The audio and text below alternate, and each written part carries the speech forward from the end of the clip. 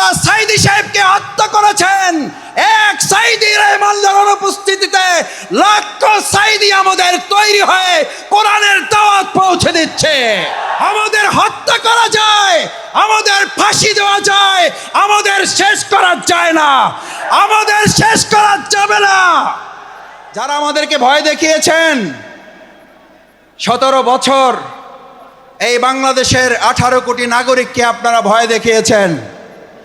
শেষ পর্যন্ত আপনারা ভয় দেখাতে দেখাতে এতটা ভয় পেলেন যে আপনারা দেশের জেলখানায় পর্যন্ত জায়গা হলো না, আপনাদেরকে দেশ ছেড়ে পালাতে হলো।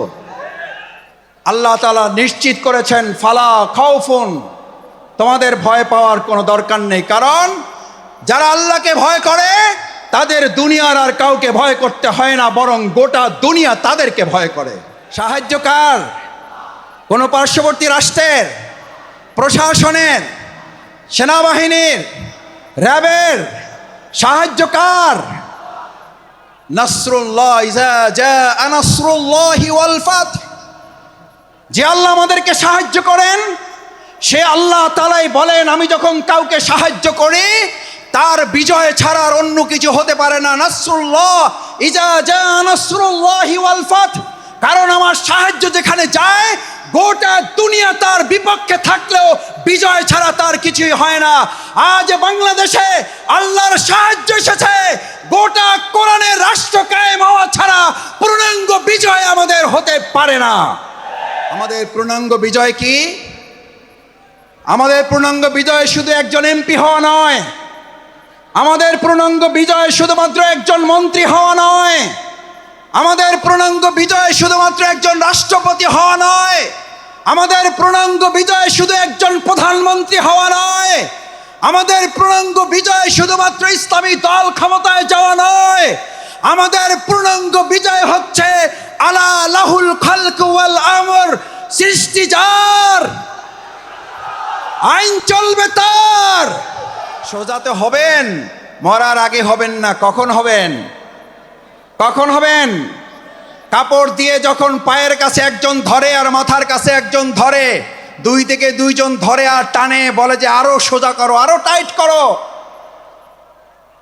ভাইয়েরা, মরার পরেই যদি আমাদের সোজা হতে হয়, চোখে যদি দেখতে পাই যে আমরা সোজা হচ্ছি এবং আমার সন্তানরা আমাকে টাইট করে বেঁধে সোজা করছে, আজ আমার সমস্ত পেকুয়াবাসী, বাংলাদেশের প্রান্ত থেকে যারা এখানে এসেছেন, আমরা আহ্বান জানাই, আসুন, মরার পরে যদি সোজা আমাদের হতেই হয়, তাহলে জীবিত থাকতেই আমরা সোজা হয়ে আমাদের বাংলাদেশকেও সোজা পথে পরিচালনার জন্য আর কোনো মত এবং পথ নয়, কোরআনের পথেই বাংলাদেশকে আমরা সোজা করে পরিচালনা করব ইনশাআল্লাহ। মহাগ্রন্থ আল কোরআনের মধ্যে যে রোড ম্যাপ আল্লাহ উল্লেখ করেছেন, ফামান তাবিআ হুদায়া, যদি এটাকে ফলো করে, যদি এটাকে অনুসরণ করে, যদি এটাকেও মেনে চলে, তাহলে আল্লাহ ঘোষণা দিচ্ছেন, কোনো প্রধানমন্ত্রী না, কোনো প্রধান উপদেষ্টা না, কোনো উপদেষ্টা বৃন্দগণ নন, কোনো জাতিসংঘের মহাসচিব নন, এক আল্লাহ সুবহানাহু ওয়া তাআলা ঘোষণা দিয়েছেন, ফামান তাবিআ হুদায়া, তাহলে তোমরা রোড ম্যাপের আসল রাস্তা খুঁজে পাবে। আমরা আজ বাংলাদেশের বর্তমান দায়িত্বে যারা আছেন, তাদের কাছে মহাগ্রন্থ আল কোরআনের আহ্বান পৌঁছে দিয়ে বলতে চাই, বাংলাদেশকে যদি যথাযথ সংস্কারের মাধ্যমে তার আসল রোড ম্যাপে পরিচালনা করতে হয়, তাহলে মহাগ্রন্থ আল কোরআনের আইন দিয়ে ছাড়া মানুষের তৈরি করা কোনো চিন্তা, তন্ত্র, মতবাদ দিয়ে পুরনো সংস্কার করা সম্ভব হবে না। ভাই এবং বন্ধুগণ, আল্লাহ তাআলা বলেন, যদি এটাকে ফলো করো হুদায়া, তাহলে সঠিক পথ পাবে। আচ্ছা, আপনাদের কাছে জিজ্ঞেস করি, যদি কোরআন অনুসরণ করার মধ্যে দিয়ে সঠিক পথ পাওয়ার কথা বলা হয়, তাহলে আমাদের কাছে কি এই প্রশ্ন ওঠা স্বাভাবিক নয় যে কোরআন বাদ দিয়ে যে কোনো পথ অবলম্বন করলে ওটা সঠিক নয়, ওটা গোমরাহের পথ? কোরআন যদি আল্লাহর পথ হয়, তাহলে কোরআনের বাইরে যা মত আছে, পথ আছে, সমস্ত মত এবং পথ ইবলিসের পথ। ইমানদাররা কখনো কোরআনের পথ, আল্লাহর পথ বাদ দিয়ে ইবলিসের পথে হাঁটতে পারে না। আমাদেরকে ভয় দেখিয়েছিলেন, আমাদেরকে ভয় দেখিয়ে আমাদের আজকের প্রধান মুফাসসির মাওলানা ডক্টর মিজানুর রহমান আজারীকে দেশ ছাড়তে বাধ্য করেছিলেন। আজ এসে দেখে যান, আমাদের ডক্টর মাওলানা মিজানুর রহমান শুধু নেই, তার লক্ষ লক্ষ ভালোবাসার মানুষেরা টেকুয়া শুধু নয়, গোটা বাংলাদেশকে আজ আলো ছড়িয়ে দিয়েছে। সম্মানিত ভাই এবং বন্ধুগণ, আল্লাহ সুবহানাহু ওয়া তাআলা মহাগ্রন্থ আল কোরআনে আমাদের জন্য উল্লেখ করেন, আল্লাহ তাআলা আমাদের জন্য উল্লেখ করেন, আফা হাসিবতুম আন্নামা খলাকনাকুম আবাসা ওয়া আন্নাকুম ইলাইনা লা তুরজাউন। আল্লাহ সুবহানাহু ওয়া তাআলা আমাদেরকে পৃথিবীতে প্রেরণ করে আমাদেরকে স্মরণ করিয়েছেন। তোমরা কি মনে করো যে তোমাদেরকে এমনিতেই অর্থহীনভাবে, টার্গেটলেস, এইমলেস, গোল শূন্য, কোনো উদ্দেশ্যহীন ভাবে তোমাদেরকে আমি পৃথিবীতে প্রেরণ করেছি? ওয়া ইলাইনা লা তুরজাউন, অথচ তোমাদেরকে তোমাদের কাজ সম্পন্ন করে কি আবার আমার কাছে ফিরে আসতে হবে না? আমাদের সম্মানিত ভাই এবং বোনেরা, আমার পর্দার আড়ালের মা ও বোনেরা যারা আছেন এখানে, আজ যারা উপস্থিত হয়েছি, আমাদেরকে কথা ভালো করে মনে রাখতে হবে। আজ এখানে আমরা যে কোরআনের ভালোবাসা এসেছি, সেই কোরআন আমাদের উপরে তিনটি মৌলিক দায়িত্ব অর্পণ করেছে। এক, আল্লাহ সুবহানাহু ওয়া তাআলা বলেন, আফা হাসিবতুম আন্নামা খলাকনাকুম আবাসা, আমি তোমাদেরকে অর্থহীনভাবে পৃথিবীতে সৃষ্টি করি নাই।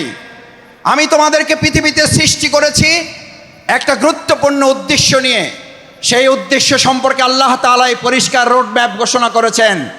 এখন আমাদের দেশের অর্থনীতি সংস্কারের প্রশ্ন উঠছে, আমাদের দেশের রাজনীতি সংস্কারের প্রশ্ন উঠেছে, পররাষ্ট্রনীতি সংস্কারের প্রশ্ন উঠেছে। আমরা আজ সংস্কারের দায়িত্বে যারা আছেন তাদের কাছে আল্লাহ তাআলার সংস্কারের রোডম্যাপ তুলে দিতে চাই। আল্লাহ তাআলা কোরআনে ঘোষণা করেন, ফাইম্মা ইয়াতিয়ান্নাকুম মিন্নি হুদান, আমি এই পৃথিবীতে মানুষকে প্রেরণ করে তাকে একটা রোডম্যাপ দিয়ে দিয়েছি। এই রোডম্যাপের মধ্যে তার রান্নাঘর থেকে শুরু করে তার সংসদ ভবন পরিচালনার পর্যন্ত সমস্ত বর্ণনা আমি উল্লেখ করে দিয়েছি। সুবহানাল্লাহ। আমার ভাইয়েরা, মহাগ্রন্থ আল কোরআনের মধ্যে যে রোডম্যাপ আল্লাহ উল্লেখ করেছেন, ফামান তাবিআ হুদায়া, যদি এটাকে ফলো করে, যদি এটাকে অনুসরণ করে, যদি এটাকেও মেনে চলে, তাহলে আল্লাহ ঘোষণা দিচ্ছেন, কোনো প্রধানমন্ত্রী না, কোনো প্রধান উপদেষ্টা না, কোনো উপদেষ্টা বৃন্দগণ নন, কোনো জাতিসংঘের মহাসচিব নন, এক আল্লাহ সুবহানাহু ওয়া তাআলা ঘোষণা দিয়েছেন, ফামান তাবিআ হুদায়া, তাহলে তোমরা রোডম্যাপের আসল রাস্তা খুঁজে পাবে। আমরা আজ বাংলাদেশের বর্তমান দায়িত্বে যারা আছেন তাদের কাছে মহাগ্রন্থ আল কোরআনের আহ্বান পৌঁছে দিয়ে বলতে চাই, বাংলাদেশকে যদি যথাযথ সংস্কারের মাধ্যমে তার আসল রোডম্যাপে পরিচালনা করতে হয়, তাহলে মহাগ্রন্থ আল কোরআনের আইন দিয়ে ছাড়া মানুষের তৈরি করা কোনো চিন্তাতন্ত্র, মতবাদ দিয়ে পুরনো সংস্কার করা সম্ভব হবে না। ভাই এবং বন্ধুগণ, আল্লাহ তাআলা বলেন, যদি এটাকে ফলো করো হুদায়া, তাহলে সঠিক পথ পাবে। আচ্ছা, আপনাদের কাছে জিজ্ঞেস করি, যদি কোরআন অনুসরণ করার মধ্যে দিয়ে সঠিক পথ পাওয়ার কথা বলা হয়, তাহলে আমাদের কাছে কি এই প্রশ্ন ওঠা স্বাভাবিক নয় যে কোরআন বাদ দিয়ে যে কোনো পথ অবলম্বন করলে ওটা সঠিক নয়, ওটা গোমরাহের পথ? কোরআন যদি আল্লাহর পথ হয়, তাহলে কোরআনের বাইরে যা মত আছে, পথ আছে, সমস্ত মত এবং পথ ইবলিসের পথ। ইমানদাররা কখনো কোরআনের পথ, আল্লাহর পথ বাদ দিয়ে ইবলিসের পথে হাঁটতে পারে না। আজ আমাদের এই কোরআন দায়িত্ব দিয়েছে, ফামান তাবিআ হুদা, তাহলে তোমরা সঠিক পথ পাবে, আসল পথ পাবে। আমাদের এই প্রিয় মাতৃভূমি বাংলাদেশ স্বাধীন হওয়ার 53 বছর পার হলেও আমরা কি অর্থনৈতিক মুক্তি পেয়েছি ভাইয়েরা? আমরা কি সাংস্কৃতিক মুক্তি পেয়েছি? আমরা কি রাজনৈতিক মুক্তি পেয়েছি? এই সকল মুক্তি আমাদের যদি পেতে হয়, তাহলে আমাদের মানুষের তৈরি করা মতবাদের দিকে নাকি কোরআনের দিকে ফিরতে হবে? আমাদের গ্রামে, আপনাদের গ্রামে আমরা সবাই একটা কথা বলি, সোজাতে হবেন, মরার আগে হবেন না। কখন হবেন? কখন হবেন? কাপড় দিয়ে যখন পায়ের কাছে একজন ধরে আর মাথার কাছে একজন ধরে, দুই থেকে দুইজন ধরে আর টানে, বলে যে আরো সোজা করো, আরো টাইট করো। ভাইয়েরা, মরার পরেই যদি আমাদের সোজা হতে হয়, চোখে যদি দেখতে পাই যে আমরা সোজা হচ্ছি এবং আমার সন্তানরা আমাকে টাইট করে বেঁধে সোজা করছে, আজ আমার সমস্ত পেকুয়াবাসী, বাংলাদেশের প্রান্ত থেকে যারা এখানে এসেছেন, আমরা আহ্বান জানাই, আসুন, মরার পরে যদি সোজা আমাদের হতেই হয়, তাহলে জীবিত থাকতেই আমরা সোজা হয়ে আমাদের বাংলাদেশকেও সোজা পথে পরিচালনার জন্য আর কোনো মত এবং পথ নয়, কোরআনের পথেই বাংলাদেশকে আমরা সোজা করে পরিচালনা করব ইনশাআল্লাহ। দ্বিতীয় যে দায়িত্ব আল্লাহ তাআলা আমাদেরকে দিয়েছেন, ফামান তাবিআ হুদায়া ফালা খাউফুন, কোনো ভয় নেই তোমাদের। আমার ভাইয়েরা আমাদেরকে ভয় দেখিয়েছিলেন, আমাদেরকে ভয় দেখিয়ে আমাদের আজকের প্রধান মুফাসসির মাওলানা ডক্টর মিজানুর রহমান আজারীকে দেশ ছাড়তে বাধ্য করেছিলেন। আজ এসে দেখে যান, আপনি নেই, আমাদের ডক্টর মাওলানা মিজানুর রহমান শুধু নেই, তার লক্ষ লক্ষ ভালোবাসার মানুষেরা পেকুয়া শুধু নয়, গোটা বাংলাদেশকে আজ আলো ছড়িয়ে দিয়েছে। আপনারা সাইদি সাহেবকে হত্যা করেছেন, এক সাইদি রহমানের অনুপস্থিতিতে লক্ষ সাইদি আমাদের তৈরি হয়ে কোরআনের দাওয়াত পৌঁছে দিচ্ছে। আমাদের হত্যা করা যায়, আমাদের ফাঁসি দেওয়া যায়, আমাদের শেষ করা যায় না, আমাদের শেষ করা যাবে না।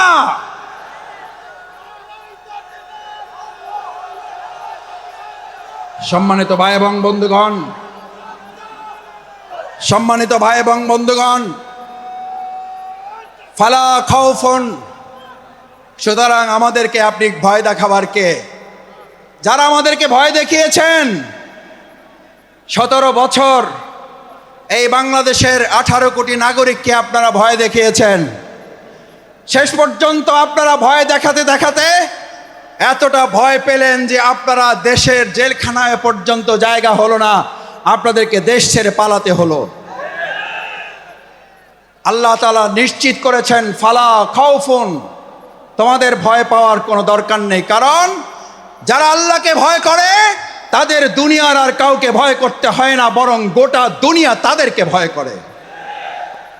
ফালা খাউফুন আলাইহিম ওয়ালা হুম ইয়াহজানুন। আল্লাহ সুবহানাহু ওয়া তাআলা শুধু ভয়ের ব্যাপারে আপনাকে নিশ্চিত করে নাই, আল্লাহ তাআলা বলেন, আমার এই ভয়ে যদি তোমরা উত্তীর্ণ হতে পারো, এক আল্লাহকেই যদি ভয় করতে পারো, কোনো গুলি বন্দুককে যদি তোমরা ভয় না করো, তাহলে আমি আল্লাহ তোমাদেরকে এবার দ্বিতীয় নিশ্চয়তা দিচ্ছি, ওয়ালা হুম ইয়াহজানুন, তোমাদের আর কোনো রকম দুশ্চিন্তা, উদ্বেগ, উৎকণ্ঠায় ভুগতে হবে না। আলহামদুলিল্লাহ, বিগত 15 বছর আপনারা ত্যাগ এবং কোরবানি, নির্যাতন, নিপীড়নের মুখে থেকেছেন। এই পেকুয়াবাসী, এই চট্টগ্রামের বন্দরের নগরীর মানুষেরা জীবন বাজি রেখেছেন, কিন্তু কোনো গুলি বন্দুক ফাঁসির কাছে আমাদের ভাইয়েরা মাথা নত করে নাই বলে আজ আল্লাহ তাআলা উদ্বেগ, উৎকণ্ঠা এবং স্বস্তির মধ্যে আমাদের এই সুন্দর একটা প্রোগ্রামের আয়োজন করার তৌফিক দিয়েছেন। এটা কার পুরস্কার? কার পুরস্কার? আমাদের পূর্ণ পুরস্কার এখনো আমাদের হাতে আসে নাই। আমাদের আসল পুরস্কার আল্লাহ ঘোষণা করেছেন, বিসমিল্লাহির রহমানির রহিম, ইযা জাআ নাসরুল্লাহি ওয়াল ফাতহ। যখন আল্লাহর সাহায্য এবং বিজয় আসে, কার সাহায্য? কার? কোন পার্শ্ববর্তী রাষ্ট্রের, প্রশাসনের, সেনাবাহিনীর, র্যাবের সাহায্য কার? নাসরুল্লাহ, ইযা জাআ নাসরুল্লাহি ওয়াল ফাতহ। যে আল্লাহ আমাদেরকে সাহায্য করেন, সে আল্লাহ তাআলাই বলেন, আমি যখন কাউকে সাহায্য করি তার বিজয় ছাড়ার অন্য কিছু হতে পারে না। নাসরুল্লাহ, ইযা জাআ নাসরুল্লাহি ওয়াল ফাতহ, কারণ আমার সাহায্য যেখানে যায় গোটা দুনিয়া তার বিপক্ষে থাকলেও বিজয় ছাড়া তার কিছুই হয় না। আজ বাংলাদেশে আল্লাহর সাহায্য এসেছে, গোটা কোরআনের রাষ্ট্র কায়েম হওয়া ছাড়া পূর্ণাঙ্গ বিজয় আমাদের হতে পারে না। আমাদের পূর্ণাঙ্গ বিজয় কি? আমাদের পূর্ণাঙ্গ বিজয় শুধু একজন এমপি হওয়া নয়, আমাদের পূর্ণাঙ্গ বিজয় শুধুমাত্র একজন মন্ত্রী হওয়া নয়, আমাদের পূর্ণাঙ্গ বিজয় শুধুমাত্র একজন রাষ্ট্রপতি হওয়া নয়, আমাদের পূর্ণাঙ্গ বিজয় শুধু একজন প্রধানমন্ত্রী হওয়া নয়, আমাদের পূর্ণাঙ্গ বিজয় শুধুমাত্র ইসলামী দল ক্ষমতায় যাওয়া নয়, আমাদের পূর্ণাঙ্গ বিজয় হচ্ছে আলা লাহুল খালক ওয়াল আমর, সৃষ্টি যার, আইন চলবে তার। আমার ভাইয়েরা, সৃষ্টি যার, আইন চলবে তোমার। আইন চলবে কার? আইন চলবে কার?